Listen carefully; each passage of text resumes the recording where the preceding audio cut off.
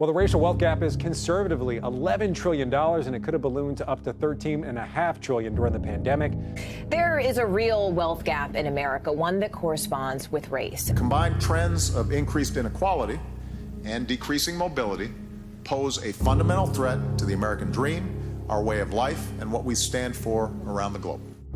When all 124 million families in the US are placed in a list from lowest income to highest, the median, or the family in the middle, has an average income of $97,000. But the average wealth of all families in the US is $690,000.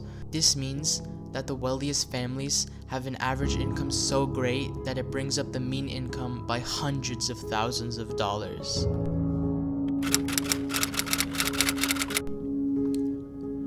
What is racial wealth inequality? Well, generational wealth and inequality is the unequal distribution of income and opportunity between different groups in society, and it is a major problem in the United States, which leads to racial discrimination and segregation of minorities.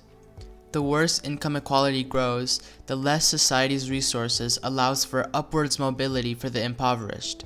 The more society pushes racial profiling and rooted systematic issues, the more economic opportunities for minorities is reduced. The root of all the racial inequality problems are redlining. Redlining originally formed as a policy response to the Great Depression, and it was the way that the federal government evaluated which parts of the country it would give resources to in order to help homeowners. So redlining was essentially the response by an agency called the Homeowners Loan Corporation to try and deal with those economic difficulties. But the way they went about that was really shaped by long-standing notions of things like race, class, and property value that actually date back further to what realtors and city planners were already doing. And so in some ways, redlining was new, but the assumptions behind how it worked were actually older. According to New York Times, the term redlining has come to mean racial discrimination of any kind in housing, but it comes from government maps that outlined areas where black residents lived and were therefore deemed risky investments. Almost 100% of the time, race was the determining factor when there was any black population living in an area. That was the cause for why an area was redlined. Housing is the central factor affecting educational and occupational opportunities, so when redlining is being used for minorities, there are less of these opportunities that minorities get to have.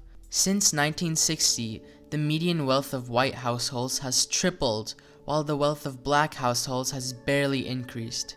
For decades, the unemployment rate among black Americans has been roughly twice that of white Americans. So now one might face discrimination based on the zip code they put in an application, because that's standing in as a colorblind criteria for what the likely race of a person might be. So there are ways in which race is still really baked in to housing opportunities in a number of ways.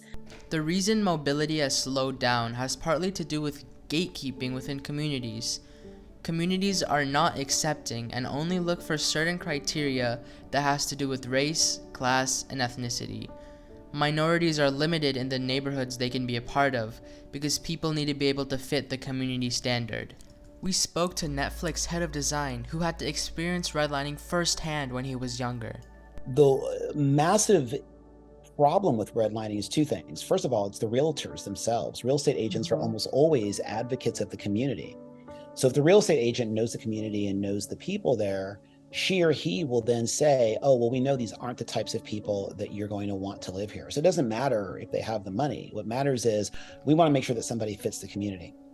So what can we do to stop the injustices faced in redlining and help close the wealth gap and stop racial inequality? Citizens can donate to nonprofit organizations to provide mental resources such as counseling and physical resources such as food.